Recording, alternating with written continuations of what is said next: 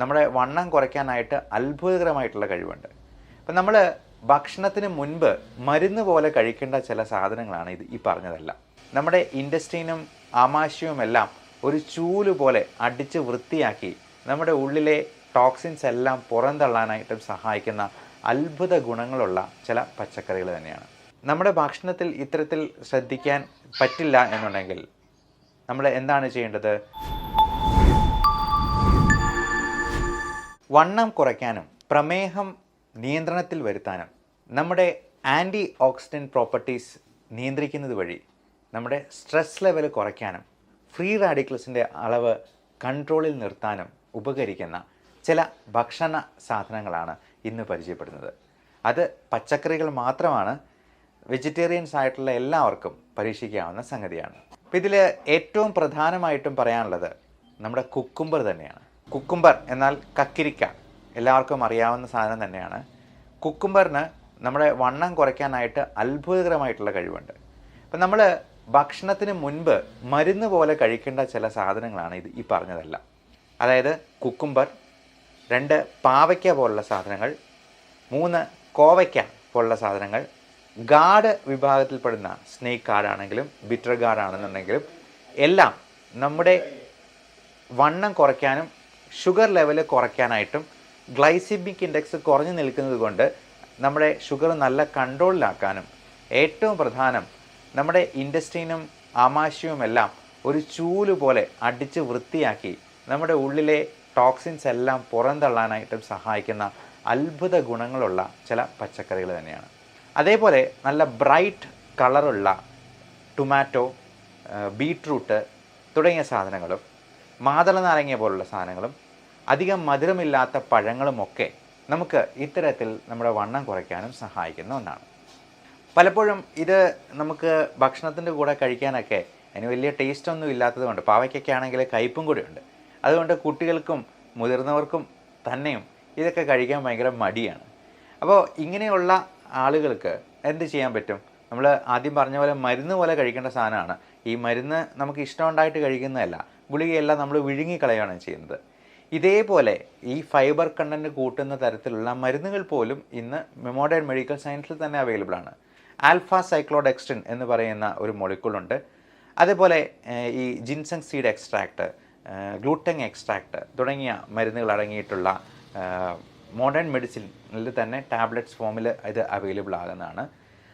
ഭക്ഷണത്തിന് മുമ്പ് നമുക്ക് വെള്ളത്തിൽ അലിയിച്ചു ചേർത്ത് കുടിക്കാവുന്ന രീതിയിലുള്ള പൗഡറായിട്ട് സാഷെ ഫോമിലുണ്ട്. അതേപോലെ നമുക്ക് എഫർവെസൻ ടാബ്ലറ്റ് ആയിട്ടുള്ളതുണ്ട്, ഇട്ട് കഴിഞ്ഞാൽ അലിഞ്ഞു ചേർന്നിട്ട് അത് കുടിക്കാവുന്നത്. അപ്പോൾ ഇതിനോടൊപ്പം നമ്മളൊരു 3 ഗ്ലാസ് വെള്ളം കൂടെ കുടിക്കുക. ഒരു ഗുളികയും ഇതുപോലെ തന്നെ ഈ ഫൈബർ കണ്ടൻറ്റ് കൂട്ടുന്ന നമ്മുടെ ഈ ഇൻറ്റസ്റ്റിനെ എല്ലാം ഒരു ചൂല് പോലെ അടിച്ച് വൃത്തിയാക്കുന്ന തരത്തിലുള്ള ഫൈബർ കണ്ടൻറ്റ് കൂട്ടുന്ന രീതിയിൽ ടാബ്ലറ്റ് ഫോമിലുണ്ട്.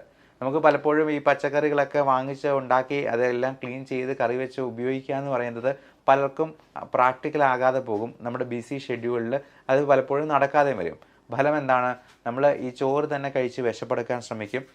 അത് നമ്മുടെ വണ്ണം വീണ്ടും വീണ്ടും കൂട്ടാനായിട്ടും ഇടയാക്കും. ഇനി നമ്മുടെ ഭക്ഷണത്തിൽ ഇത്തരത്തിൽ ശ്രദ്ധിക്കാൻ പറ്റില്ല എന്നുണ്ടെങ്കിൽ നമ്മൾ എന്താണ് ചെയ്യേണ്ടത്? നമുക്ക് ഇതിന് പ്രത്യേകമായിട്ട് ഒരു ശ്രദ്ധ കൊടുക്കാൻ നമുക്കൊരു പേഴ്സണൽ ഡയറ്റീഷ്യൻ്റെ ഹെൽപ്പ് സ്വീകരിക്കാം. അതേപോലെ നിങ്ങളുടെ ഡോക്ടറോട് ചോദിച്ച് അതിന് ആവശ്യമായിട്ടുള്ള നിങ്ങളുടെ ഈ ഡയബറ്റീസ്, കൊളസ്ട്രോൾ, അതുപോലെ ഹൈപ്പർ ടെൻഷൻ തുടങ്ങിയ പാരാമീറ്റേഴ്സ് എല്ലാം റൊട്ടീനായിട്ട് ഒരു 3 മാസം കൂടുമ്പോഴെങ്കിലും ഒന്ന് ചെക്ക് ചെയ്ത് അത്യാവശ്യം വേണ്ട ഇൻവെസ്റ്റിഗേഷൻസ് ചെയ്ത് അതിന് വേണ്ട മരുന്നുകളിൽ അത്യാവശ്യം അഡ്ജസ്റ്റ്മെൻറ്റ് നടത്തേണ്ട ആവശ്യകത ഉണ്ട്. അത് നമ്മുടെ ബിസി ഷെഡ്യൂളിൽ നമ്മൾ ജോലിയേക്കാൾ കൂടുതൽ ഇമ്പോർട്ടൻസ് കൊടുക്കേണ്ടത്. ഇപ്പോൾ പലപ്പോഴും മധ്യവയസ്സ് പിന്നിടുന്നതോടുകൂടി നമുക്കെല്ലാം ഈ പറഞ്ഞ മെറ്റബോളിക് സിൻഡ്രോമിൽ ഏതെങ്കിലുമൊക്കെ ഒന്ന് പിടികൂടാനായിട്ടുള്ള സാധ്യതയുണ്ട്. അപ്പം ഇത്തരത്തിലുള്ള കാര്യങ്ങൾക്ക് വേണ്ടി നമ്മുടെ ഒരു പേഴ്സണൽ ഡയറ്റീഷ്യനെ നമുക്ക് സ്വീകരിക്കാനായിട്ട് ഞങ്ങൾ ഇവിടെ ഒരു സൗകര്യം ഒരുക്കി തരുന്നുണ്ട്. താഴെ കാണുന്ന വാട്സപ്പ് നമ്പറിൽ നിങ്ങൾക്ക് കോൺടാക്റ്റ് ചെയ്യാവുന്നതാണ്. വണ്ണം കുറയ്ക്കാൻ ആഗ്രഹിക്കുന്നവർക്ക് അപ്പം അത് നമ്മൾ രജിസ്ട്രേഷൻ ഫീസ് 1000 രൂപയാണ്. ഒരു മാസത്തേക്ക് കൃത്യമായിട്ടുള്ള ട്രെയിനിങ് പ്രോഗ്രാം ഉണ്ടാവും, ഡയറ്റ് ഉണ്ടാവും. അത് കൃത്യമായിട്ട് പാലിച്ചെന്നാൽ 100% വണ്ണം കുറയും. ഇനി കുറഞ്ഞില്ല എന്നുണ്ടെങ്കിൽ ആ പൈസ റീഫണ്ട് ചെയ്ത് നിങ്ങൾക്ക് തിരിച്ചു തരുന്നതാണ്. ഇത്തരത്തിലുള്ള കാര്യങ്ങളെക്കുറിച്ച് ഡോക്ടറോട് നേരിട്ട് കൺസൾട്ടേഷൻ വേണമെങ്കിലും ഓൺലൈൻ കൺസൾട്ടേഷൻ നമ്പർ 9567710073 എന്ന നമ്പറിൽ വാട്സപ്പ് ചെയ്യുക. അതിന് വേണ്ട ഡയറ്റും കാര്യങ്ങളും നമ്മൾ അവിടുന്ന് അയച്ചു തരുന്നതാണ്. എല്ലാവരും അവരുടെ ആരോഗ്യം സംരക്ഷിച്ച് മുൻപോട്ട് പോവുക. ഇപ്പോൾ നമ്മൾ സാധാരണ എല്ലാവരോടും പറഞ്ഞു കൊടുക്കുന്ന ഒരു ചെറിയ ഡയറ്റും കൂടി, ഒരു ഡയറ്റ് പാറ്റേണും കൂടി ഞാൻ നിങ്ങളോട് ഷെയർ ചെയ്യുന്നു. നമ്മൾ രാവിലെ തന്നെ എണീക്കുമ്പോഴത്തേക്കും ചായ കാപ്പി അത് മധുരമില്ലാതെ പാലൊഴിക്കാതെ കുടിക്കുക എന്നുള്ളതാണ്. ഇപ്പം മധുരം ഉപയോഗിക്കാനായിട്ട് ഭയങ്കരമായിട്ടുള്ള താല്പര്യമുള്ളവർക്ക്, അതായത് അത് ഒഴിവാക്കാൻ ഭയങ്കര വിമുഖതയുള്ളവർക്ക് നമ്മൾ യാതൊരു സൈഡ് ഇഫക്റ്റും ഇല്ലാത്ത ഈ സസ്യജന്യമായിട്ടുള്ള ഒരു ഷുഗർ ഫ്രീ സ്വീറ്റ്നർ കൊടുക്കാറുണ്ട്. സ്റ്റീവിയ എന്നാണ് അതിനെ പറയുക. അത് ഒരു സസ്യത്തിൻ്റെ ഒരു ഇലയാണ്. അത് ഇലയായിട്ട് വേണമെങ്കിൽ നമുക്ക് കൊടുക്കാം. ഇനി ഇലയിൽ നിന്നുണ്ടാകുന്ന പഞ്ചസാര പോലെ തന്നെ ഇരിക്കുന്ന വൈറ്റ് പൗഡറായിട്ട് വേണമെങ്കിലും കൊടുക്കാം. ഇതിന് യാതൊരു സൈഡ് ഇഫക്റ്റും ഇല്ല. 100% വെജിറ്റേറിയൻ സോഴ്സ് ആണെന്ന്. നിങ്ങൾക്ക് വേണമെങ്കിൽ സ്റ്റീവിയ എന്ന് പറഞ്ഞൊന്ന് ഗൂഗിൾ ചെയ്ത് നോക്കുക.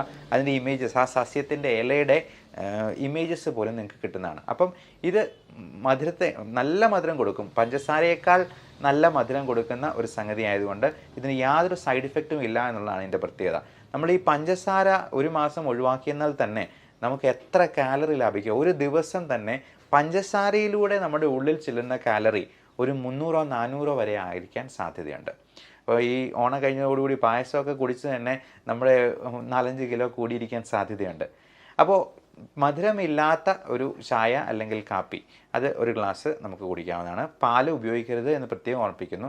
ഇനി അഥവാ പാല് ഒരു തവണ ഉപയോഗിക്കുവാണെങ്കിൽ പോലും അത് ഫാറ്റ് ഫ്രീ അല്ലെങ്കിൽ ടോൺഡ് മിൽക്ക് ഉപയോഗിക്കാനായിട്ട് ശ്രദ്ധിക്കാം.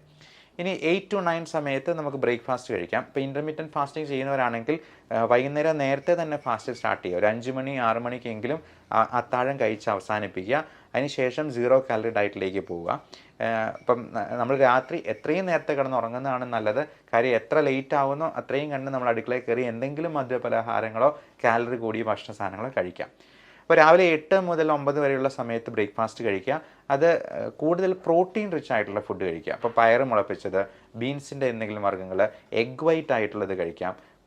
പയറ് മുളപ്പിച്ചത് ഹാഫ് കുക്ക്ഡ് ആയിട്ട് കഴിച്ചെന്നാൽ അതിലെ ന്യൂട്രിയൻസ് ഒട്ടും തനിമ ചോരാതെ നമുക്ക് കിട്ടും എന്നുള്ളതാണ്. എഗ് വൈറ്റ് 3 എണ്ണം കഴിക്കാം.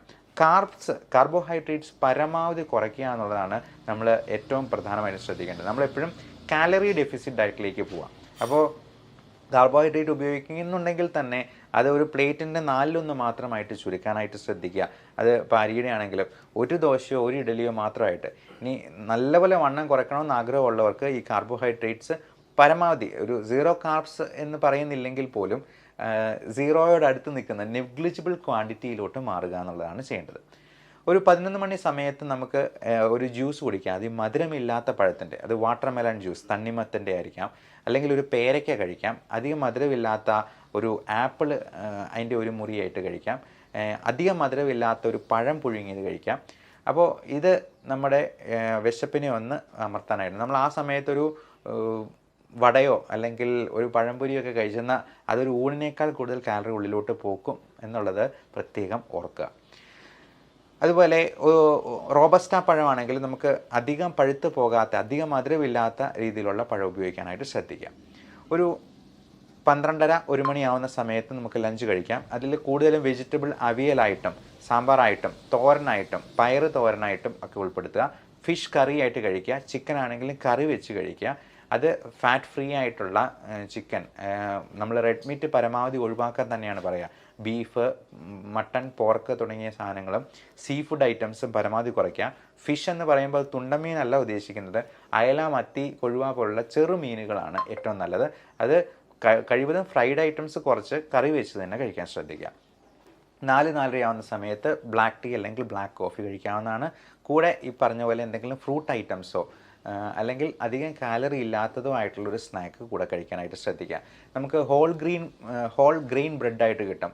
നല്ല തവിടോട് കൂടിയ, ഇപ്പം മില്ലറ്റ്സ് പോലുള്ള ധാന്യങ്ങൾ കൊണ്ടുള്ള, ചോളം പോലുള്ള അതുകൊണ്ടുള്ള പുട്ടോ ദോശയൊക്കെ ഉണ്ടാക്കി അതിൽ നല്ല തവിടുണ്ട് എന്നുള്ളത് കൊണ്ട് തന്നെ അതിലെ കാലറി കണ്ടന്റ് വളരെ കുറവായിരിക്കും. പണ്ടൊക്കെ ഈ മൂത്ത കുട്ടികളെ ഇളയ കുട്ടികളോട് പറയായിരുന്നു, നിന്നെ തവിട് കൊടുത്ത് വാങ്ങിച്ചാണെന്ന്. പക്ഷേ ഇപ്പോൾ അവരോട് തിരിച്ചു പറഞ്ഞുള്ളത്, തവിടിന് കൂടുതൽ പോഷകമൂല്യമുണ്ട്, തവിടിന് ഒരുപാട് ആൻറ്റി ഓക്സിഡൻറ്റ് പ്രോപ്പർട്ടീസ് ഉണ്ട്, അതുകൊണ്ട് തവിടാടാ അരിയേക്കാൾ കൂടുതൽ നല്ലത് എന്ന് വേണമെങ്കിൽ തിരിച്ച് വീമ്പ് പറയാം.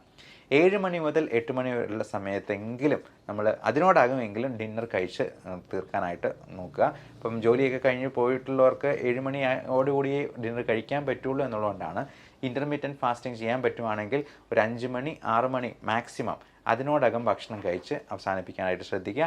അതിനുശേഷം ഇപ്പം വെള്ളമായിട്ടോ അല്ലെങ്കിൽ ഗ്രീൻ ടീ ആയിട്ടോ നമുക്ക് കുടിക്കാവുന്നതാണ്. ബ്ലാക്ക് ടീയോ ബ്ലാക്ക് കോഫിയോ രാത്രിയിലത്തേക്ക് കഴിച്ചെന്നാൽ നമുക്ക് ഉറക്കം കുറഞ്ഞു പോകാനുള്ള സാധ്യതയുണ്ട്. ഇനി വേറൊരു ചെറിയ ഒരു ടിപ്പ് കൂടി പറയാം. നമുക്ക് ഉറക്കം ഉണ്ടാക്കാനായിട്ടുള്ള പല മരുന്നുകളുണ്ട്. ഈ അലർജിയുടെ ലിവോസിട്രസിൻ മുതൽ പല പെയിൻ കില്ലേഴ്സിനും മറ്റ് പല മരുന്നുകൾക്കും ഉറക്കം വരുന്ന ഒരു സൈഡ് ഇഫക്റ്റ് ആയിട്ടുണ്ടാകും. നമുക്കതിനെ പോസിറ്റീവായിട്ട് ഒന്ന് മോഡിഫൈ ചെയ്ത് ഉപയോഗിക്കാം. കാരണം നമുക്ക് ഈ മരുന്നുകളെ ഒരു 5 മണി 6 മണി സമയത്ത് കഴിച്ച് കഴിഞ്ഞാൽ ഒരു 8 മണി 9 മണി ആകുമ്പോഴത്തേക്കും നമുക്ക് നല്ല ഉറക്കം വരും. അപ്പോൾ നേരത്തെ കിടന്നുറങ്ങിയെന്നാൽ നല്ല ഉറക്കം കിട്ടിയെന്നാൽ നമ്മുടെ വണ്ണം കുറയ്ക്കാനായിട്ടും സ്ട്രെസ് ലെവൽ കുറയ്ക്കാനായിട്ടും സഹായിക്കും എന്നും കൂടി ഒരു ടിപ്പായിട്ട് പറഞ്ഞുകൊള്ളുന്നു. Everyone take care of your health. Love and regards doctor Bibin Jose, Pulma medical centre, Pala, Kanjirappally and Sultan Bathery.